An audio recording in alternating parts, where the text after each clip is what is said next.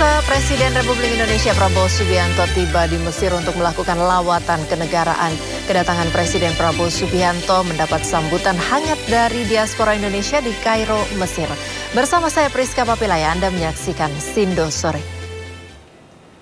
Pemirsa, salah satu faktor penyebab banjir selain curah hujan yang tinggi dan meluapnya debit sungai adalah penurunan permukaan tanah. Pemerintah berencana melanjutkan membangun Giant Sea Wall untuk menyelamatkan Jakarta dan Pulau Jawa. Namun seperti apa rencana pembangunan Giant Sea Wall? Berikut informasinya. Berencana melanjutkan pembangunan Giant Sea Wall yang memiliki panjang 700 km membentangi dari Gresik hingga Jakarta. Tetapi proyek ini menuai pro dan kontra dari masyarakat lantaran diasumsikan menjadi kesempatan dalam kesempitan untuk meraup keuntungan ekonomi hingga menyulitkan nelayan.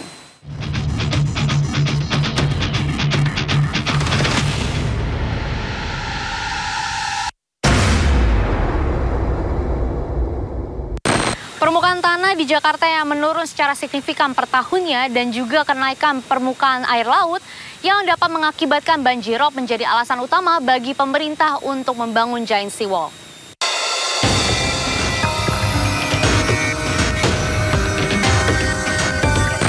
Berdasarkan data dari Global Positioning System atau GPS, permukaan tanah di Jakarta mengalami penurunan yang signifikan per tahunnya, yaitu sebanyak 1 hingga 20 cm per tahun. Lalu berdasarkan data dari Lembaga Antariksa Amerika Serikat, permukaan air laut mengalami kenaikan sejak 1993 hingga 2 Mei 2022 yang lalu sebanyak 10,1 cm atau 3,3 mm.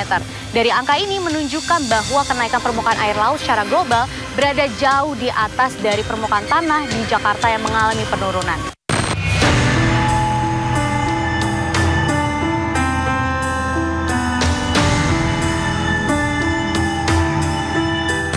Dalam kondisi Jakarta yang permukaan tanah lebih rendah daripada permukaan air laut, apakah Giant Sea Wall menjadi solusi yang paling efektif atau adakah solusi lainnya yang harus diperhatikan kembali?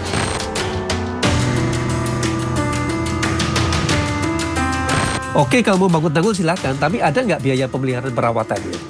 Ya. Kan kalau begitu jadi tanggul itu kan, taruhlah mungkin dalam waktu mungkin 20-30 tahun tanggulnya kuat. Begitu kan, berarti ada biaya pemeliharaan perawatan selama 20-30 tahun. Uangnya ada tidak? Benar. Uangnya, ini jangan sampai gila. Jangan sampai kita ngutang hanya untuk bangun tanggul, Mbak Jessica. Betul.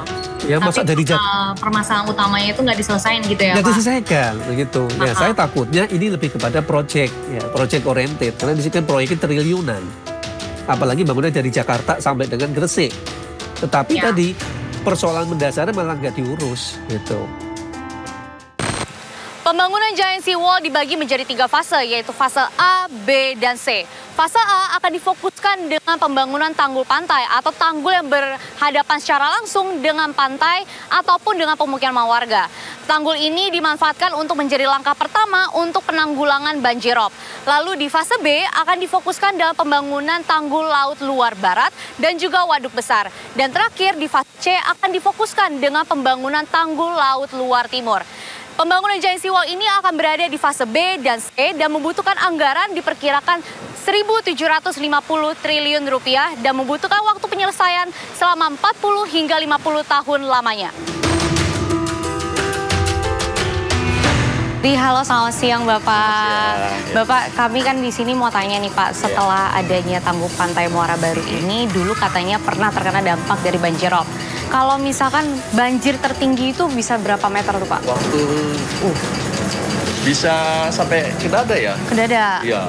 Jadi tergantung dari ketinggian dari dasar tanahnya. Ada yang sedada, ada yang paha, rata-rata sih sepinggang.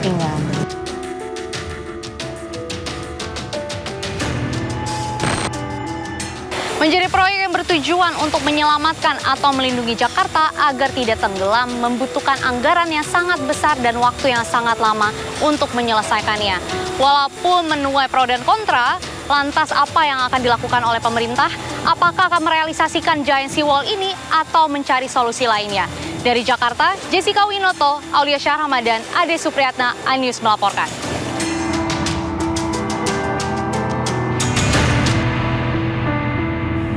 Pemirsa, banjir rob Muara Angke, tepatnya di Jalan Dermaga Ujung, Jakarta Utara, sudah memasuki hari kelima dengan ketinggian mencapai 60 cm. Masyarakat sekitar pun mengeluhkan dampak banjir rob yang setiap tahunnya dirasakan karena mengganggu aktivitas keseharian maupun untuk mencari nafkah.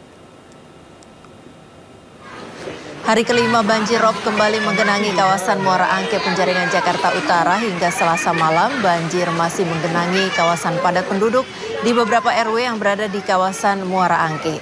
Kemudian banjir rob ini pun terus datang selama 5 hari belakangan, tepatnya dari pukul 9 pagi hari dengan ketinggian volume air mencapai 60 cm. Meski pemerintah kota bersama BPBD Jakarta Utara sudah memberi bantuan, tentu masyarakat mengeluhkan banjir rob ini meski sering dialami, tetapi menghambat aktivitas masyarakat.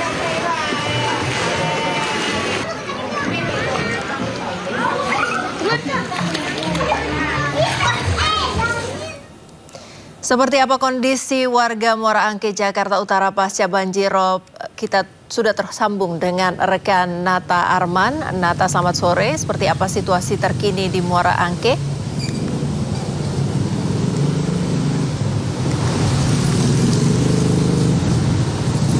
Halo Nata. Selamat sore Priska dan juga pemirsa, beginilah suasana di hari kelima banjir rob yang terjadi di Muara Angke, Jakarta Utara, yang mana tempat saya melaporkan saat ini.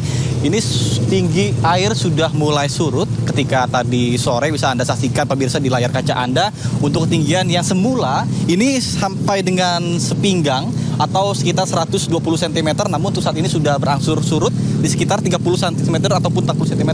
Dan cukup bervariasi juga untuk ketinggian di wilayah saya berdiri ini. Pada kemarin di hari ketiga sampai hari keempat, ketinggian ini mencapai 1 pinggir atau 120 cm, namun ke ujung sana bisa mencapai sedada orang dewasa atau lebih dari 120 cm.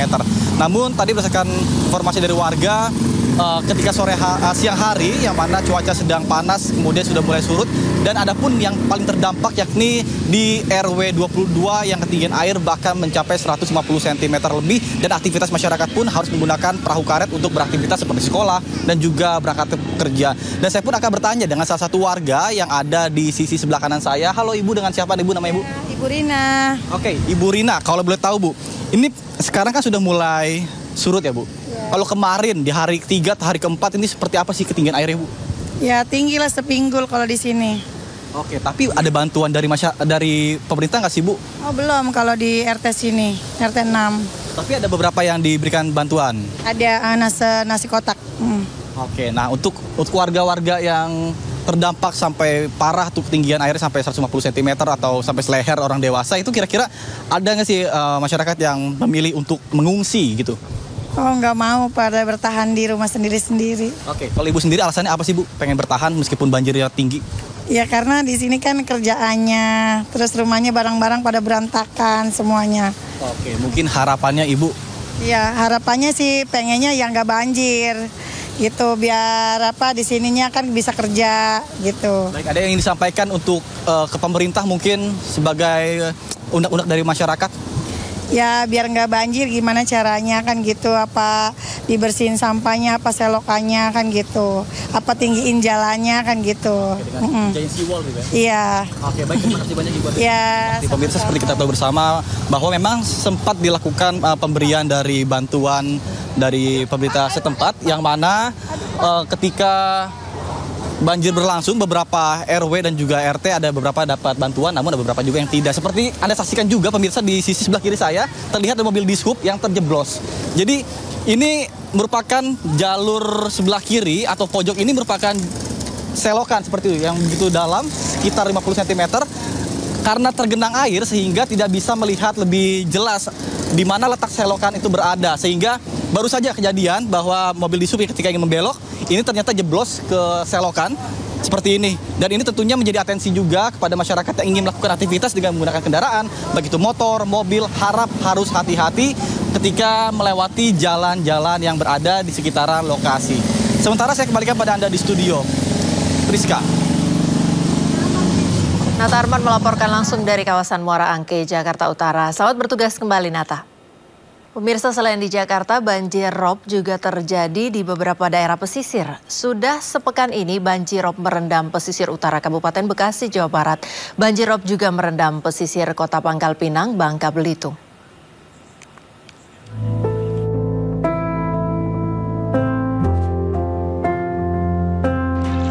Sudah sepekan banjir rob merendam pesisir utara Kabupaten Bekasi, Jawa Barat. 163 kepala keluarga di Kampung Tanah Baru, Babelan terdampak banjir, namun enggan mengungsi. Ketinggian banjir rob hingga 1 meter membuat warga tidak berani melaut. Dan hal ini merusak tambak udang warga, aktivitas warga pun lumpuh akibat banjir rob. Warga terdampak kini membutuhkan makanan dan obat-obatan. Sebagian warga juga terserang gatal-gatal. Yang tambak kami sudah hancur. Artinya sudah tidak kelihatan lagi tambak. Ya lepasan ikan, lepasan udang habis di bawah anyut. Banjir rob juga merendam pesisir Kota Pangkal Pinang, Bangka Belitung dan menggenangi puluhan rumah warga. Banjir rob terjadi setiap tahun di bulan Desember dan diwaspadai warga jika hujan lebat karena akan menambah ketinggian air. Tim Liputan, iNews melaporkan. Pemirsa, banjir rob yang melanda kawasan Muara Baru, Jakarta Utara akibat curah hujan ekstrim serta tanah yang menurun. Pemerintah Provinsi Jakarta mengantisipasi dengan membangun tanggul untuk mengantisipasi banjir lebih besar.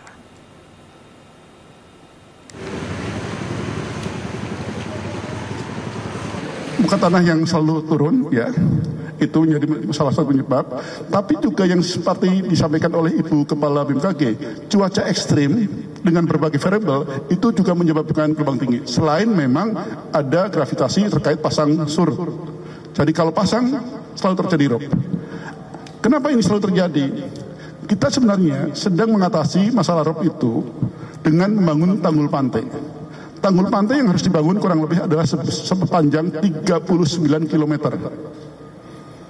Nah, yang sudah terbangun dengan katakanlah melalui oleh Kementerian PU sudah 14,7 km dan Pemprov DKI ada 8,2. Tapi yang belum terbangun cukup. Mantan Menteri Hukum dan HAM Yasona Laoly memenuhi panggilan Komisi Pemberantasan Korupsi. Pemanggilan Yasona berkaitan dengan kasus hukum mantan calon anggota legislatif DPR Harun Masiku yang hingga kini masih buron. Ya nggak usah lah. Yasona Laoly tiba di gedung Komisi Pemberantasan Korupsi Jakarta Selatan sekitar pukul 10 pagi tadi. Yasona menjalani pemeriksaan sebagai saksi dalam kasus suap pergantian antar waktu anggota DPR 2019-2024 dengan tersangka Harun Masiku yang hingga kini masih buron. Ini merupakan pemanggilan kedua setelah sebelumnya Yasona batal hadir pada agenda pemeriksaan Jumat 13 Desember lalu dan meminta penjadwalan ulang.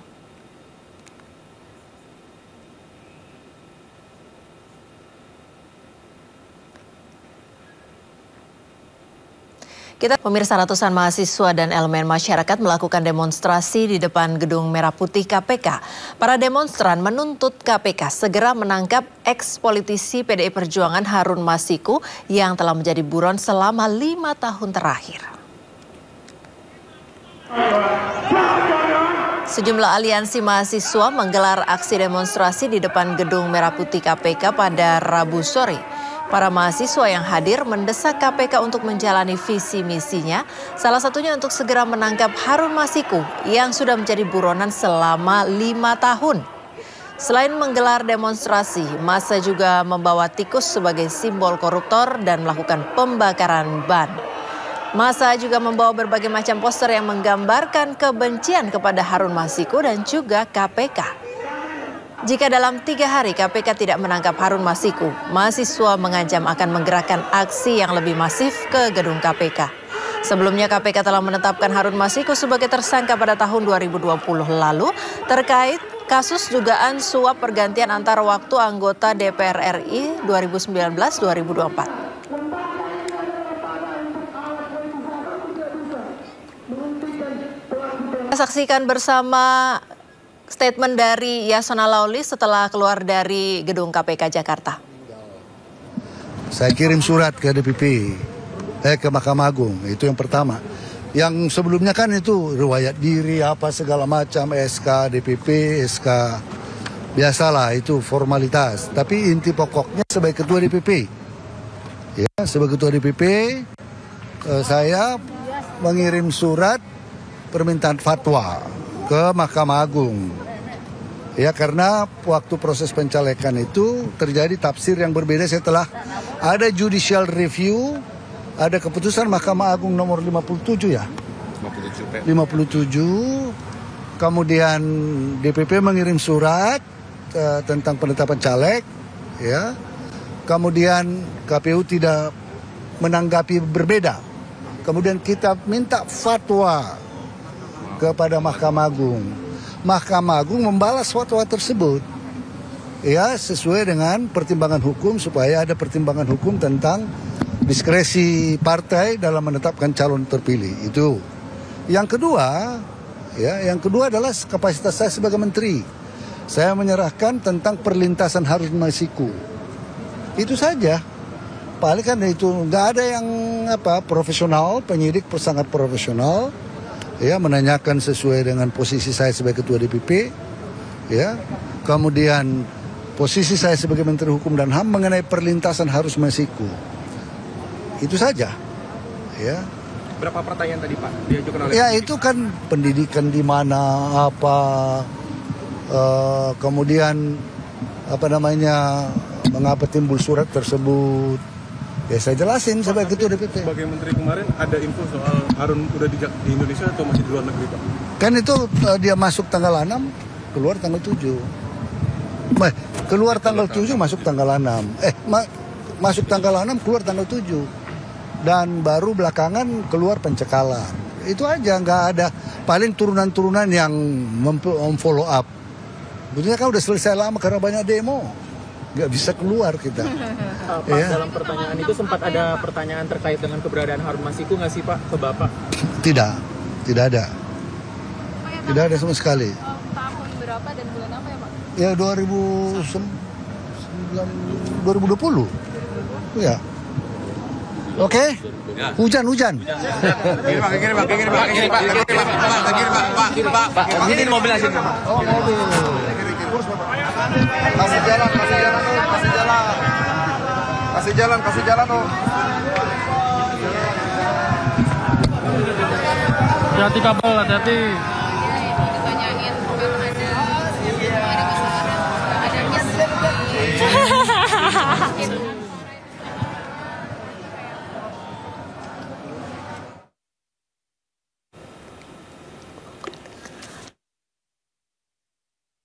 Buron selama lebih dari 4 tahun keberadaan tersangka kasus dugaan suap Harun Masiku tidak kunjung diketahui.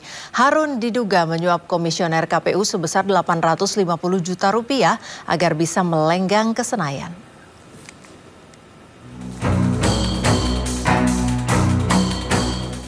Harun Masiku merupakan mantan calon legislatif PDI Perjuangan yang diduga menyuap mantan komisioner KPU Wahyu Setiawan agar bisa ditetapkan sebagai pengganti Nazarudin Kiemas yang meninggal dunia usai lolos ke DPR.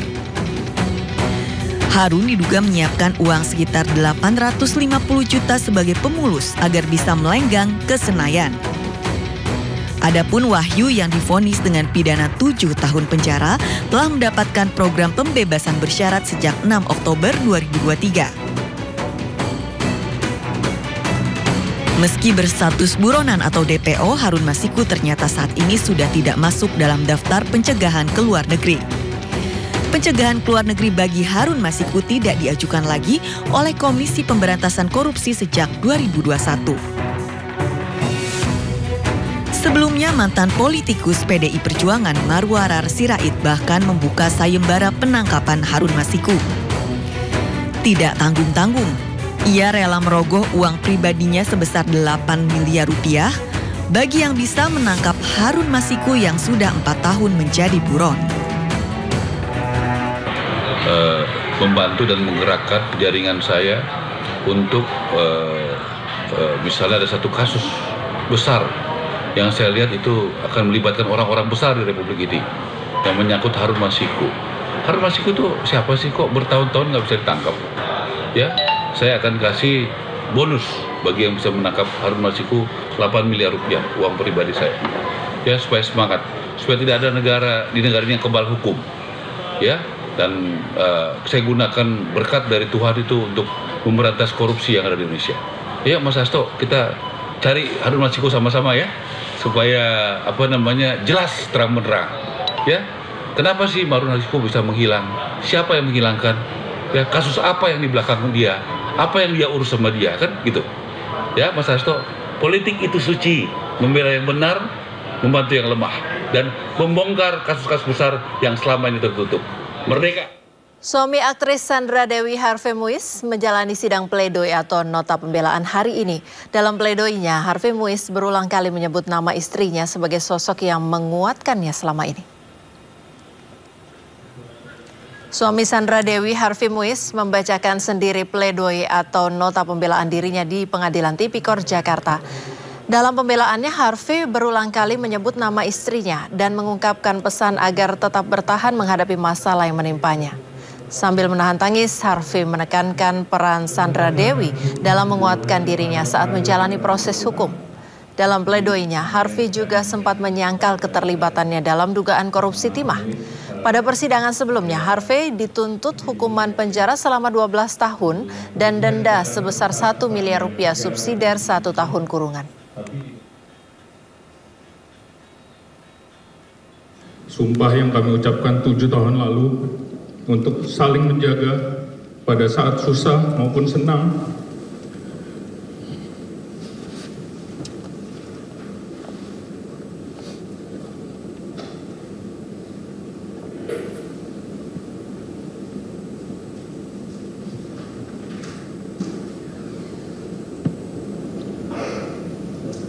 Kelimpahan maupun kekurangan pada waktu sehat maupun sakit sampai maut memisahkan kita dijalankan dan ditunaikan oleh Sandra tanpa keluhan apapun. Kita pikir kita kuat, Yang Mulia. Terdakwa kasus korupsi Tata Niaga Timah Tamron Tamsil menangis saat membacakan pembelaan di hadapan Majelis Hakim Pengadilan Tindak Pidana Korupsi Jakarta Pusat. Bos smelter swasta CV Venus Inti Perkasa itu mengaku menyesal telah bekerja sama dengan PT Timah yang justru menjeratnya ke ranah hukum.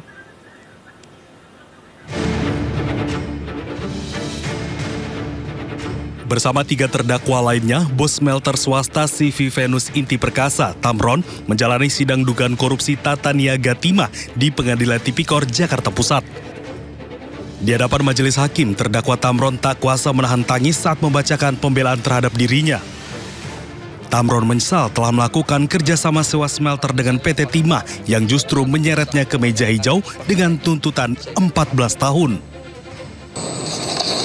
Kalau waktu bisa diulang kembali, saya tidak akan menyetujui CV Venus Inti Perkasa untuk melakukan kerjasama dengan PT Timah. Akibat kerjasama ini, saya harus mengorbankan keluarga saya dan hasil seluruh jerih payah saya. Dalam nota pembelaannya, Tamron sedih kepada masyarakat Bangka Belitung yang menggantungkan hidup pada perusahaan yang disita penyidik Kejagung. Karena penyitaan itu berdampak pada 2.000 karyawannya yang harus di-PHK. Tamron berharap majelis hakim menerima pembelaannya dan bisa divonis bebas. Dari Jakarta, Rani Sanjaya, iNews melaporkan. Pemirsa, KPK menggeledah kantor Bank Indonesia terkait kasus dugaan korupsi dana Corporate Social Responsibility atau CSR Bank Indonesia.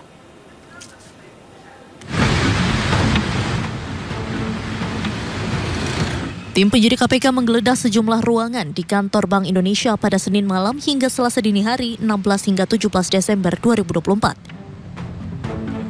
Penggeledahan dilakukan atas kasus dugaan korupsi dana Corporate Social Responsibility atau CSR Bank Indonesia. Penggeledahan itu berlangsung selama 8 jam. Salah satu ruangan yang diperiksa adalah ruang kerja Gubernur Bank Indonesia, Peri Warjio. Dari kantor Bank Indonesia, KPK mengamankan beberapa dokumen terkait besaran dana CSR hingga siapa saja penerima dana CSR.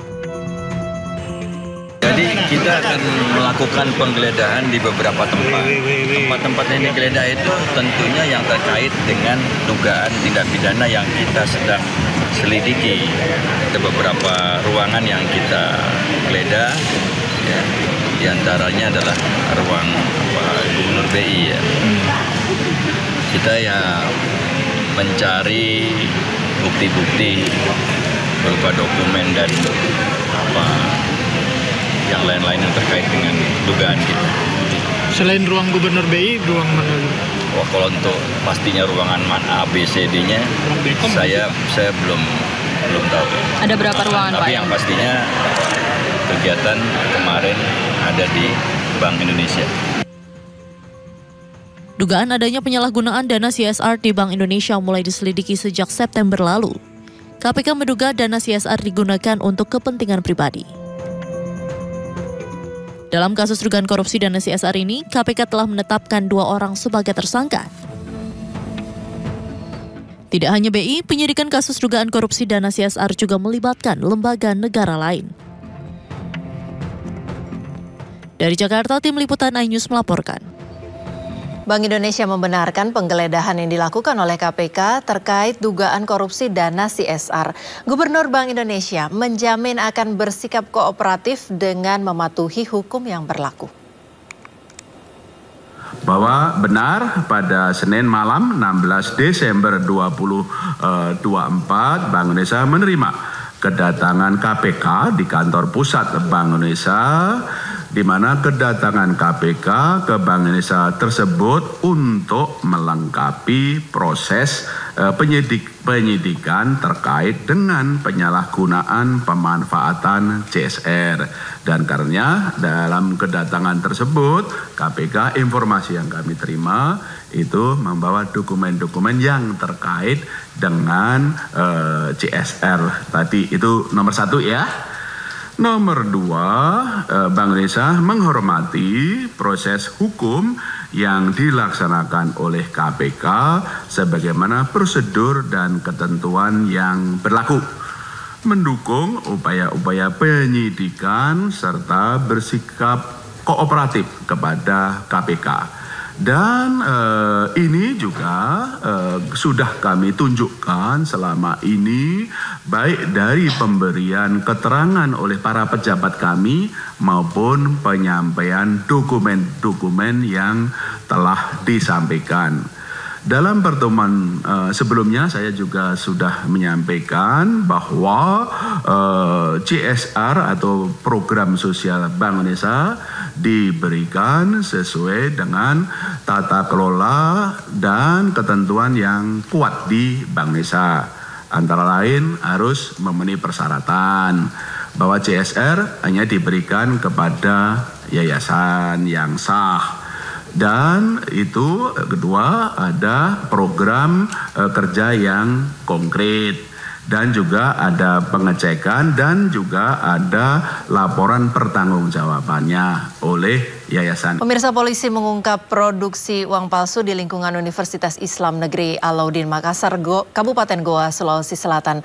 Polisi menangkap 15 orang dan menyita mesin cetak serta uang palsu senilai 446,7 juta rupiah.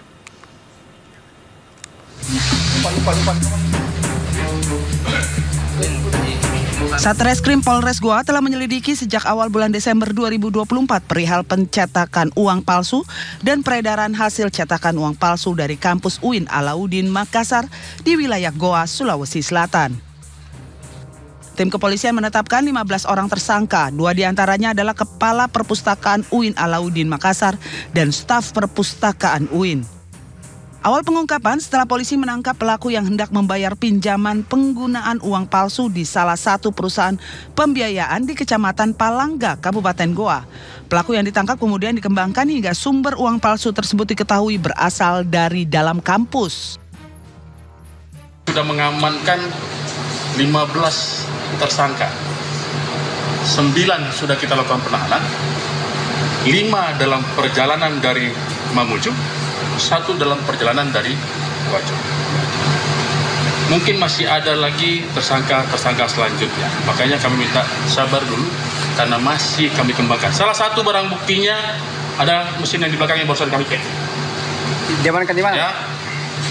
Dan perkara ini terungkap atas kerjasama tim. Ya, ini super tim. Ya, kami melakukan berdasarkan joint investigation, ya, dan kami lakukan penyidikan ini menggunakan teknologi, ya. Polisi telah menyita ratusan lembar uang palsu bersama alat printer sebagai barang bukti. Polisi masih terus menyelidiki dan melakukan pengembangan terhadap jaringan pengedaran uang palsu yang diduga berada di luar Provinsi Sulawesi Selatan. Polisi pun menargetkan masih ada tersangka lain yang ikut terlibat dalam produksi dan pengedaran uang palsu. Sementara puluhan mahasiswa berunjuk rasa di gedung rektorat terkait produksi dan pengedaran miliaran rupiah uang palsu di dalam kampus UIN Alauddin Makassar. Mahasiswa menuntut agar rektor mundur dari jabatannya setelah miliaran rupiah uang palsu diketahui diproduksi di dalam kampus oleh 2 orang pegawai perpustakaan. Kita sudah mendapatkan konfirmasi begitu, pasti secara internal ini kita juga melakukan upaya-upaya tindakan yang tegas terhadap itu. Ya, misalnya ya kepala perpustakaan itu ya pastilah dinonaktifkan. Unjuk rasa berakhir setelah pihak kampus melakukan pertemuan dengan perwakilan mahasiswa dan menegaskan 2 pegawainya telah dinonaktifkan. Kementerian UMKM memastikan PPN 12% tidak akan berdampak buruk terhadap usaha UMKM. Pemerintah telah merinci terdapat paket insentif sekitar 265 triliun rupiah yang digelontorkan sebesar 90% disalurkan untuk UMKM dan masyarakat menengah ke bawah. Pemerintah telah melakukan upaya pencegahan dengan tetap memberlakukan PPh 0,5% yang diperpanjang hingga tahun 2025. Bagi UMKM yang telah mendapatkan insentif PPh 0,5% selama 7 tahun akan diperpanjang 1 tahun ke depan. Sedangkan UMKM baru mendapatkan insentif kurang lebih 2 hingga 3 tahun akan diberikan kesempatan sampai 4 atau 5 tahun ke depan. Selain itu, pemerintah juga menyiapkan paket insentif sekitar 265 triliun rupiah yang 90% digelontorkan untuk UMKM dan masyarakat menengah ke bawah.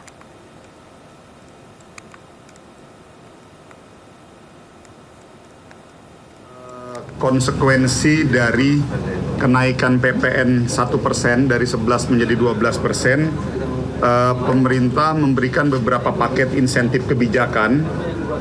Yang pertama di sektor UMKM itu pemberian insentif PPh final terhadap UMKM sebesar 0,5% yang berlaku selama 7 tahun.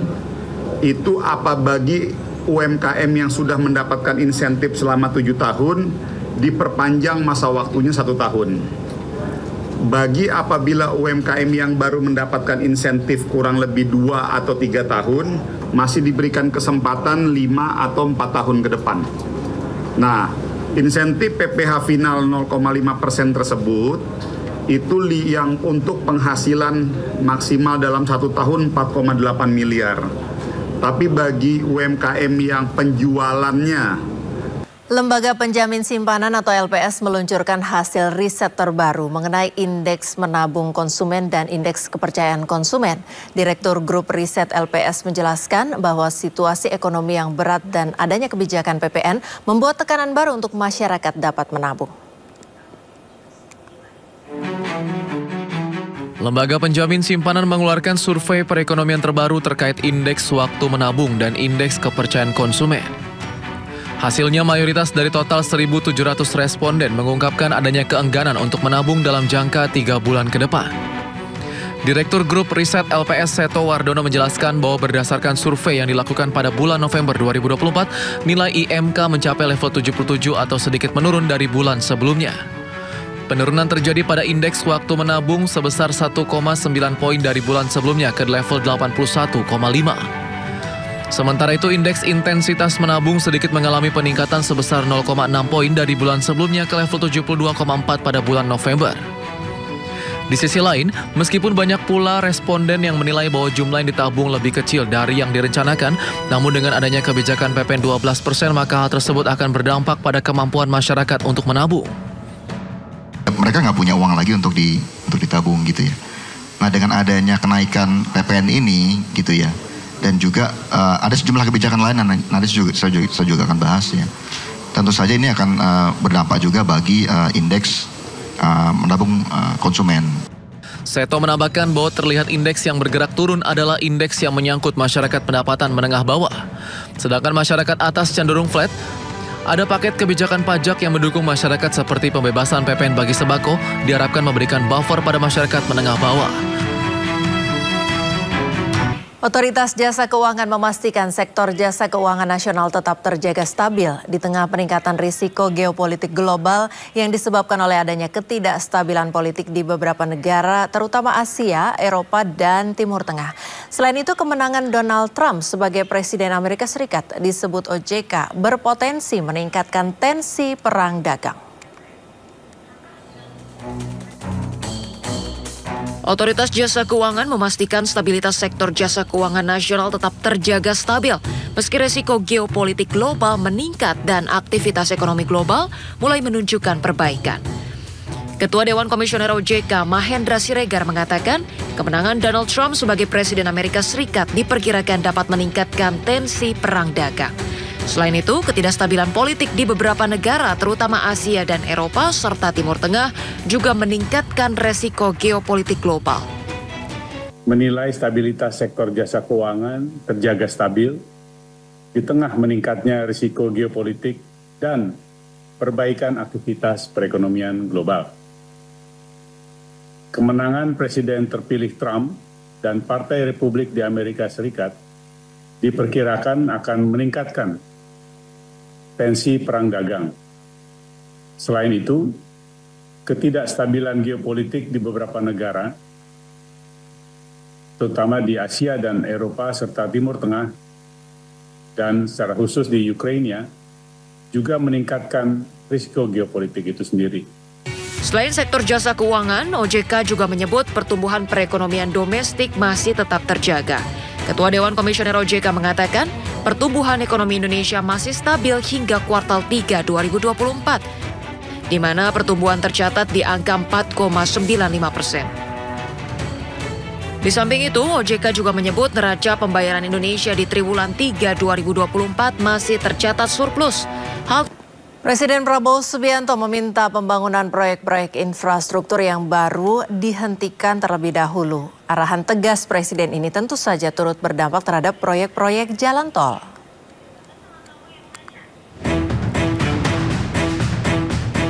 Badan Pengatur Jalan Tol atau BPJT mengungkapkan perintah Presiden Prabowo Subianto untuk menyetop proyek-proyek infrastruktur, salah satunya proyek jalan tol baru, untuk sementara di-stop atau dihentikan terlebih dahulu. Keputusan rencana pembangunan proyek jalan tol baru ditahan dulu sambil melihat kekuatan anggaran pendapatan dan belanja negara tahun 2025. Anggota Badan Pengatur Jalan Tol atau BPJT, unsur pemangku kepentingan Sony Sulaksono Wibowo menegaskan, proyek jalan tol yang akan dihentikan adalah proyek yang belum berjalan. Sony mencontohkan proyek pembangunan tol baru yang masih dalam rencana dan akan dihentikan, yakni tol Puncak dan ruas tol Kulon Progo Cilacap. Sementara proyek-proyek yang dalam tahap lelang seperti tol Gilimanuk Mengwi dan tol Gede Bage Tasikmalaya Cilacap atau GTC dipastikan jalan terus. Sementara itu disebutkan proyek jalan tol yang sudah konstruksi hingga melakukan studi kelayakan akan tetap dilanjutkan. BPJT juga akan melanjutkan proyek konstruksi yang sudah mulai feasibility study.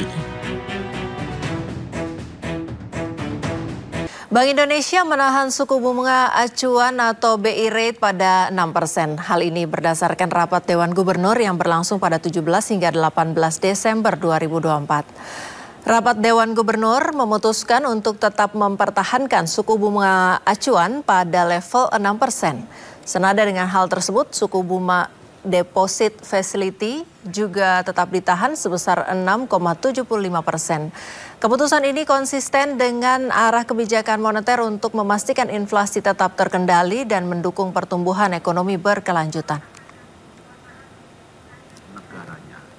Kenapa bisa volatile seperti itu? Dampaknya selalu pasar keuangan. Pemirsa, jelang libur Natal dan Tahun Baru, warga sudah bersiap untuk bepergian keluar kota. Untuk mengetahui informasi terkini terkait suasana terkini di Stasiun Senen Jakarta, kami telah terhubung dengan rekan Hamzah Hasibuan. Hamzah, selamat sore. Apa yang bisa Anda laporkan dari Stasiun Senen sore ini?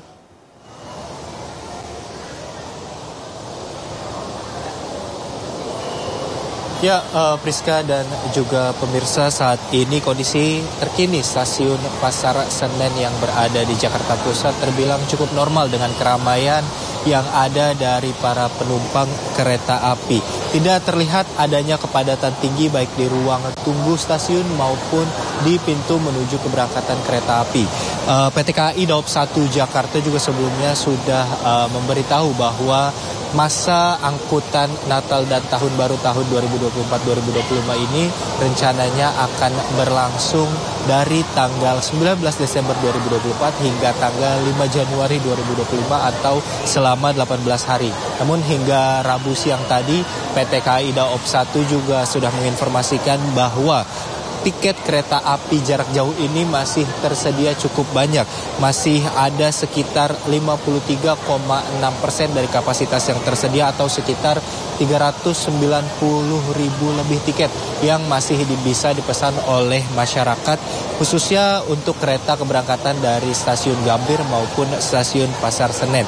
Adapun tanggal-tanggal favorit yang sudah ramai dipesan oleh para masyarakat yang ingin menggunakan kereta untuk mudik maupun liburan di momen libur Natal dan Tahun Baru, yaitu banyak dipesan di tanggal 20 hingga tanggal 25 Desember. Sehingga tanggal-tanggal ini diprediksi akan menjadi puncak dari lonjakan jumlah penumpang yang ada di Stasiun Senen, khususnya di Daob 1, Stasiun Gambir, dan Stasiun Pasar Senen. Adapun untuk kereta api jarak jauh ini yang banyak dipesan oleh masyarakat juga kereta api yang menuju Yogyakarta, Lempuyungan, Surabaya, Purwokerto, dan juga Semarang. Sebelumnya diinformasikan juga untuk mengantisipasi lonjakan jumlah penumpang, PT KAI juga sudah menyediakan sekitar 17 operasional tambahan untuk kereta, yaitu 12 maksud kami kereta tambahan dari Stasiun Gambir dan juga 5 kereta tambahan dari Stasiun Pasar Senen. Sementara itu, Priska. Baik, terima kasih Hamzah Hasibuan atas informasi yang Anda sampaikan dari Stasiun Senen Jakarta. Selamat bertugas kembali. Permohonan peninjauan kembali para terpidana kasus Vina Cirebon sudah ditolak Mahkamah Agung. Atas putusan MA tersebut, para terpidana bersama tim pengacara akan mengambil langkah hukum selanjutnya. Terpidana kasus Vina Cirebon bersama tim kuasa hukum akan membahas langkah hukum selanjutnya setelah PK mereka ditolak oleh MA. Ada beberapa langkah hukum yang masih bisa ditempuh oleh para terpidana seperti PK kedua, abolisi, asimilasi maupun gerasi. Namun di antara beberapa langkah hukum tadi, para terpidana memastikan tidak akan menempuh upaya gerasi karena mereka yakin tidak melakukan kejahatan yang dituduhkan. Sebelum memutuskan langkah hukum selanjutnya, pihak terpidana masih menunggu salinan resmi putusan MA.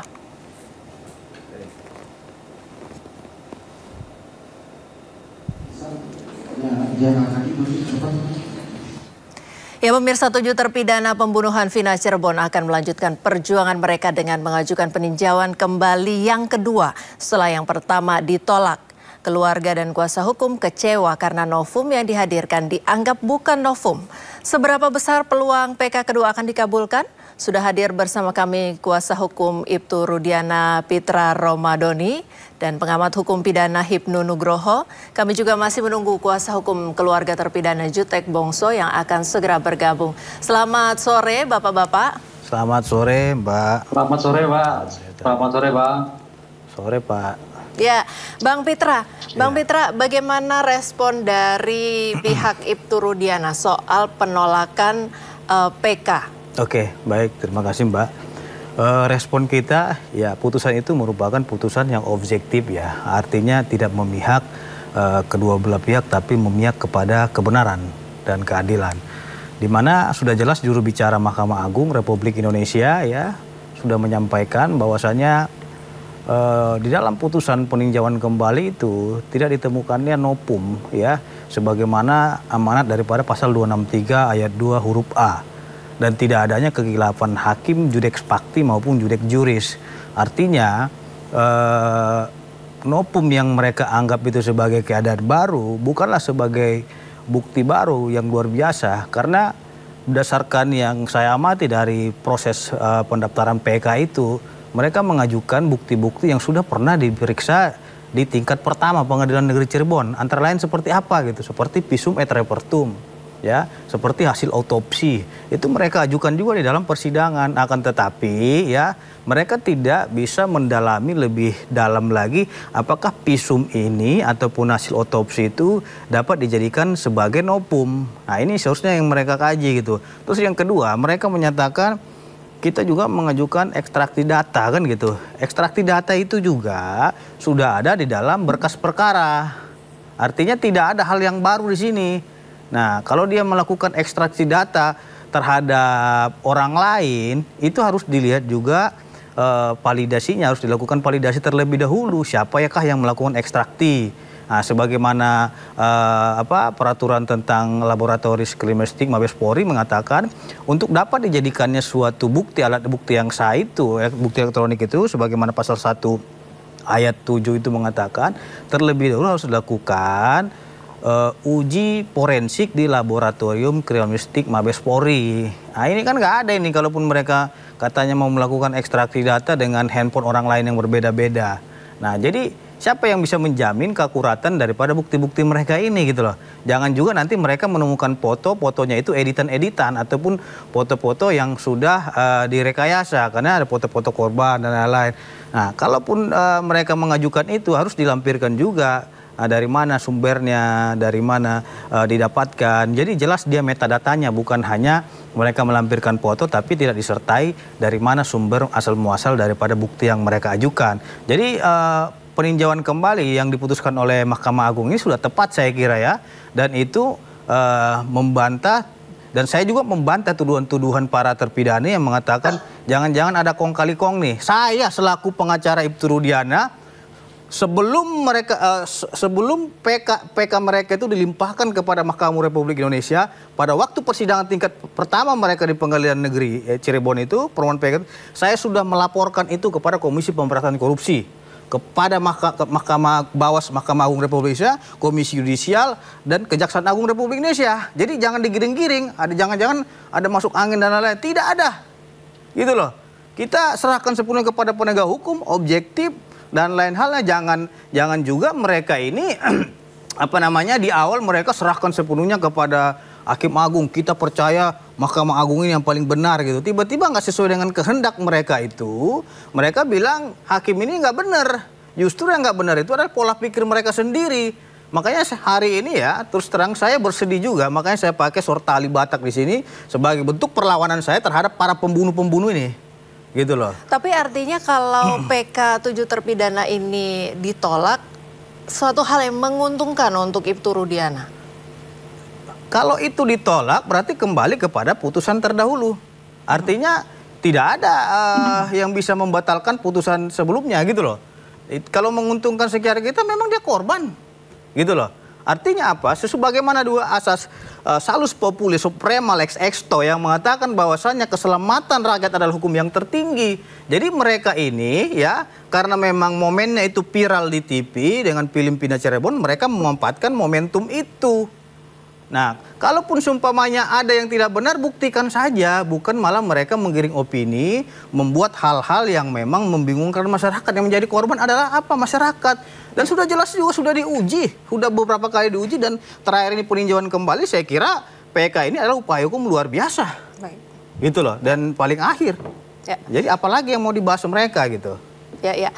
Baik, saya akan ke Prof. Hipnu Nugroho, tapi sebelumnya kami masih menanti Bapak Jutek Bongso untuk bergabung bersama kami dari kuasa hukum dari 7 terpidana. Prof. Hipnu, kalau ini novumnya ditolak, kemudian akhirnya PK-nya juga ditolak, bagaimana Anda melihatnya sebagai pengamat hukum pidana? Ya, begini Mbak. Jadi PK ini kan evaluasi terhadap putusan yang sudah final. Dalam perkembangan PK, sejak adanya putusan Senkorkarta, Lingah, Paca, itu memang tingkat keberhasilan permohonan PK, kalau kita baca dari laporan-laporan Mahkamah Agung, itu semakin menurun. Kalau kita lihat 2015 itu 20%, 2016 sampai 2023, itu tingkat terkabulnya itu 11,8%. Berarti artinya, kecil sekali ya Prof ya? Gimana? Kecil sekali, 11,8%. Iya, 11,8%. Itu aja yang 50% adalah di bidang perdata. Berarti keberhasilan pidana itu adalah 50% dari 11, sekian persen tadi. Itu kalau bicara data. Baik. Bicara data. Ini menunjukkan memang kalau kita berpikir tampaknya sistem peradilan pidana kita semakin baik. Semakin baik, baik dari polisi, kejaksaan maupun pengadilan. Nah, sekarang pertanyaannya terhadap kasus ini memang menarik ya. Kalau kita sebagai orang pidana, seseorang yang kita pelajari, itu ada subjek dan objek.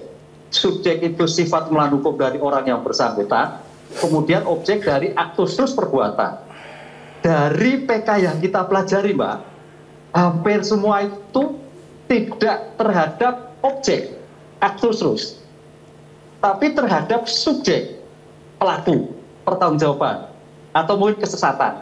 Dari Lingah, Paca, kemudian kasus-kasus korupsi, itu objek, itu subjek semua. Oh ternyata pelakunya bukan itu. Oh pelakunya ada kesesatan. Oh pelakunya iya, tapi minta keringanan, dan sebagainya. Tapi kalau kita lihat dari kasus ini, tampaknya sejak awal itu merubah objek dari pembunuhan ke lalu lintas. Nah, ini suatu yang menarik. Suatu yang menarik. Menariknya baru kali ini melihat suatu perkara, menurut saya mungkin koreksi, dari objek pembunuhan ke lalu lintas. Nah, ini sulit untuk mencari bukti. Bukti tadi perbedaan perdebatannya menjadi ramai. Kalau kita lihat kasus-kasus yang lain, itu subjek semua Mbak. Oh perkaranya pembunuhan jelas, ternyata subjeknya berbeda, subjeknya bukan pelaku. Kemudian oh ternyata perannya berbeda, Lingah, Paca. Kasus korupsi, oh terbukti korupsi, tapi pelakunya adalah bukan sebagai pelaku utama, sehingga hukumannya dikurangkan. Ini yang kita lihat perkembangan PK dari tahun 20 sampai tahun sekarang. Itu Pak. Jadi ini menariknya lah. Oleh karena itu memang perdebatannya kalau seperti ini tim kuasa hukum 7 terdakwa terpidana harus merubah mindset, strategi kembali kira-kira gitu. Kalau ingin mengajukan sebagai PK yang kedua. Baik, saya ke Pak Jutek Bongso. Pak Jutek sudah bergabung. Mohon kameranya boleh dibuka supaya kita bisa bersama. Ya, Pak Jutek, benarkah akan mengajukan PK kedua? Saya sebutkan tadi Prof. Hipnu menyebutkan satu data bahwa PK itu sangat kecil kemungkinannya dikabulkan. Hanya berdasarkan data 11,8%, itu pun masih dibagi dua. Artinya 50% dari 11,8% yang dikabulkan karena sisanya adalah perdata begitu. Bagaimana, apakah benar akan mengajukan PK kedua? Ini Mbak, kami langkah hukum itu akan kami lakukan setelah kami menerima minuta ya, salinan putusan dari Mahkamah Agung terkait putus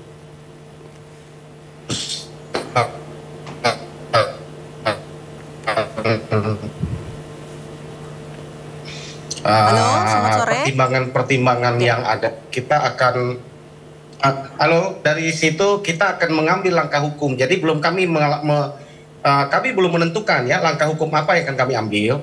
Apa yang Prof. Hipnu tadi katakan betul ya, bahwa ini kami tahu sadar betul bahwa ini adalah terobosan hukum, tetapi ini akan menambah carut-marut peristiwa ini menurut saya. Bahwa sekarang jangan lupa kami sedang masih melakukan atau melaporkan LP terhadap AED dan DD ya.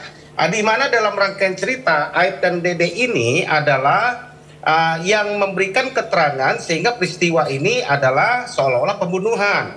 Mereka lah yang melihat bahwa ini kejar-kejaran motor dan sebagainya, ya.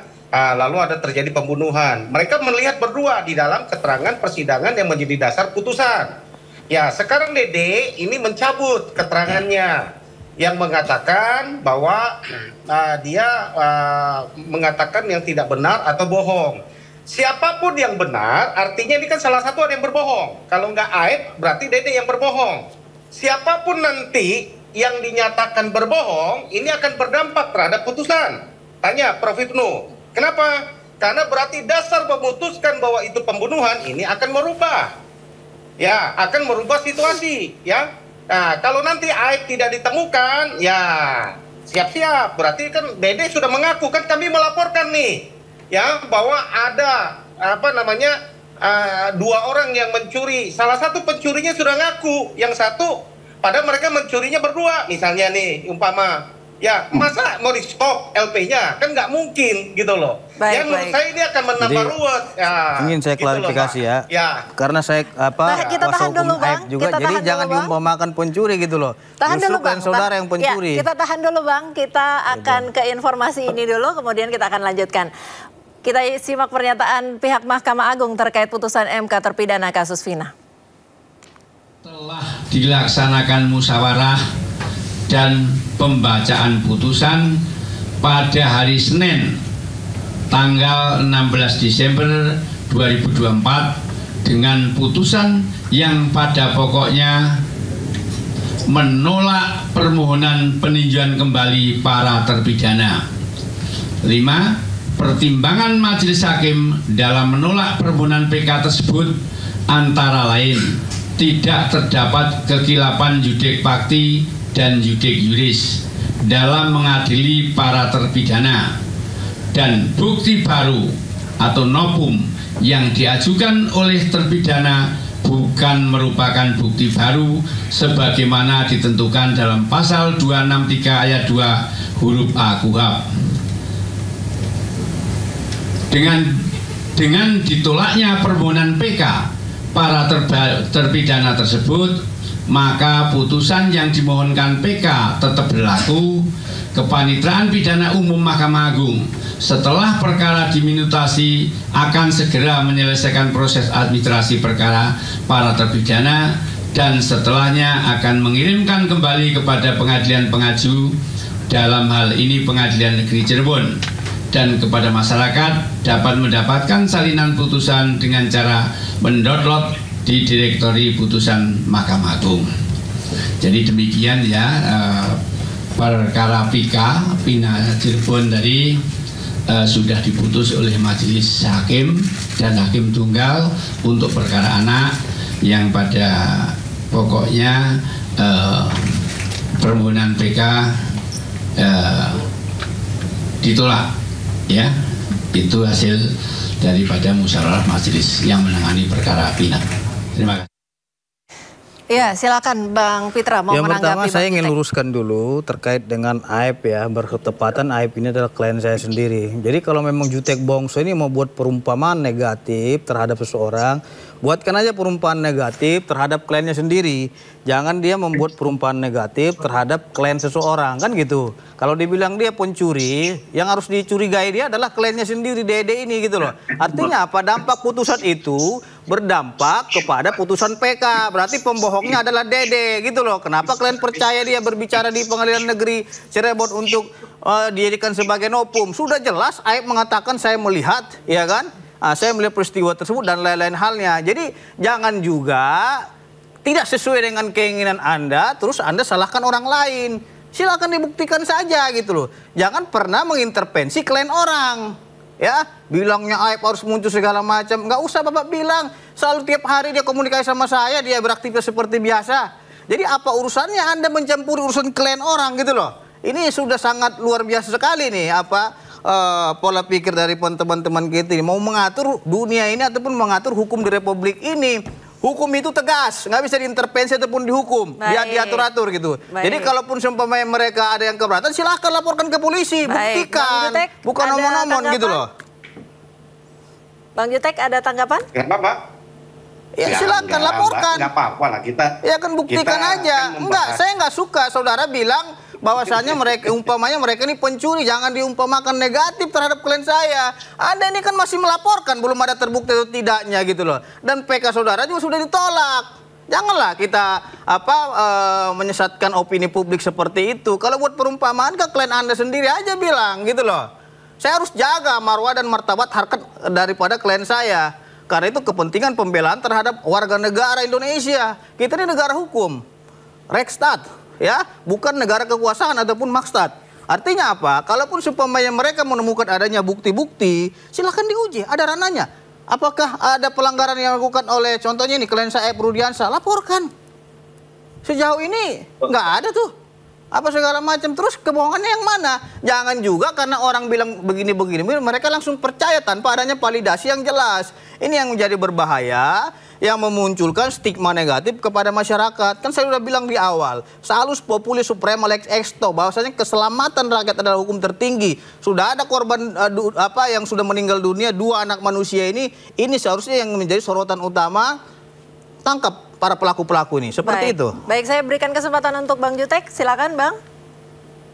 Oh ini talk show apa dialog sendiri nih? Kan saya belum menyampaikan pendapat ini, saya nggak suka. Bukan, Bang Jutek karena menyentuh klien saya, wajib saya luruskan gitu loh. Lain halnya kalau Jutek tidak pernah menyebut nama Aib gitu loh.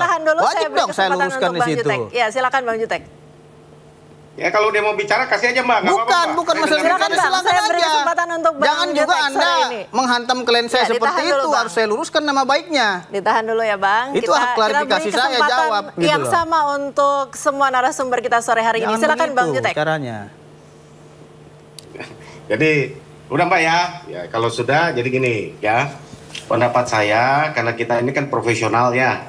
Jadi saya hanya menyampaikan bahwa langkah-langkah hukum kami ke depan tentu akan menentukan setelah kami membaca minuta yang kami terima. Salinan berkasnya pun belum kami terima, ya kan? Apa yang kami mau komentari?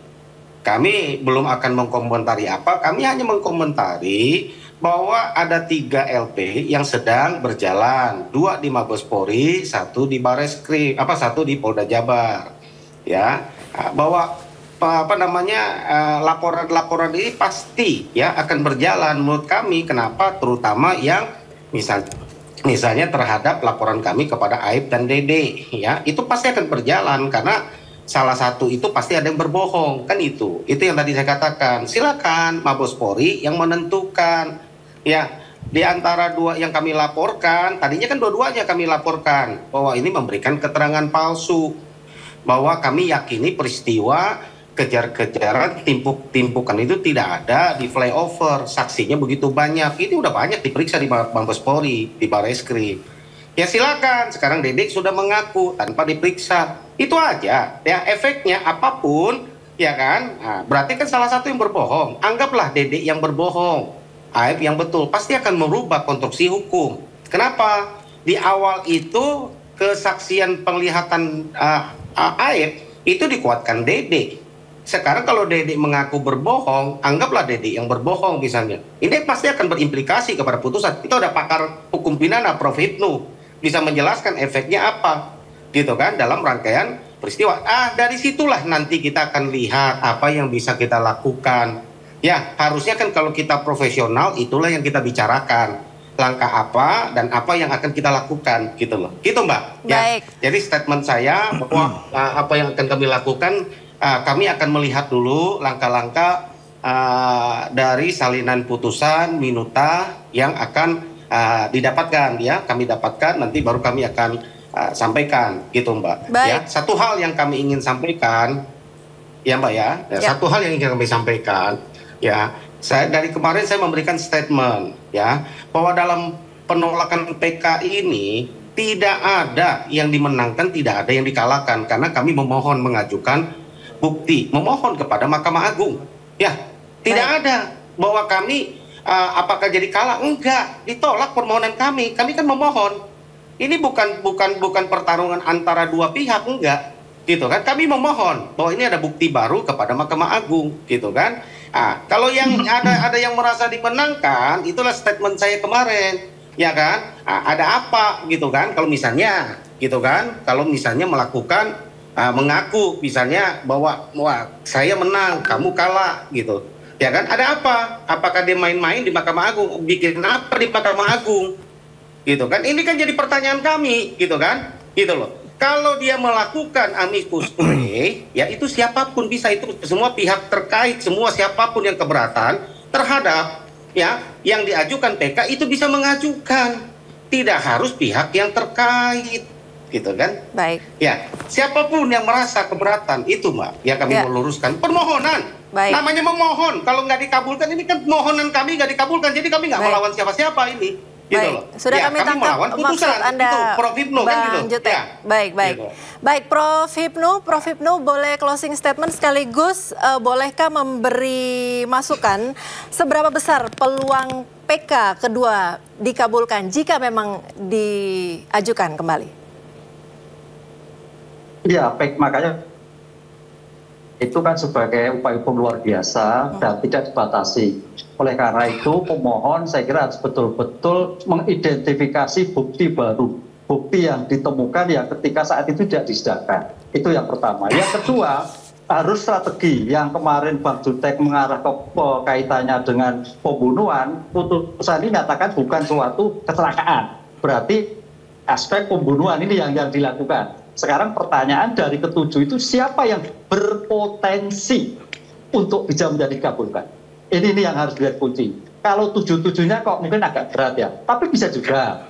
Tapi kalau paling tidak berpotensi dari tujuh itu siapa? Misalkan Cakatata, kok anak dan sebagainya bisa.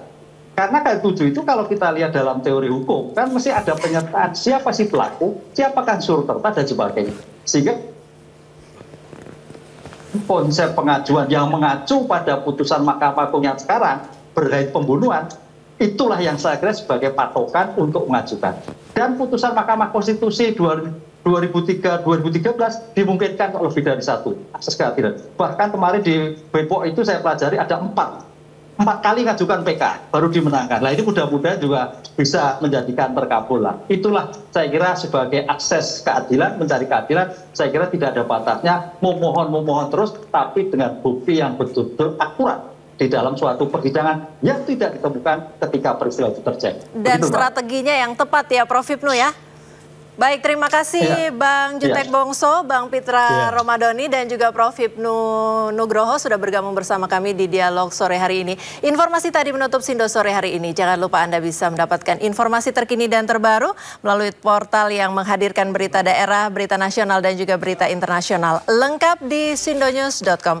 Saya Priska Papila yang mewakili tim redaksi yang bertugas pamit undur diri. Terima kasih dan sampai jumpa.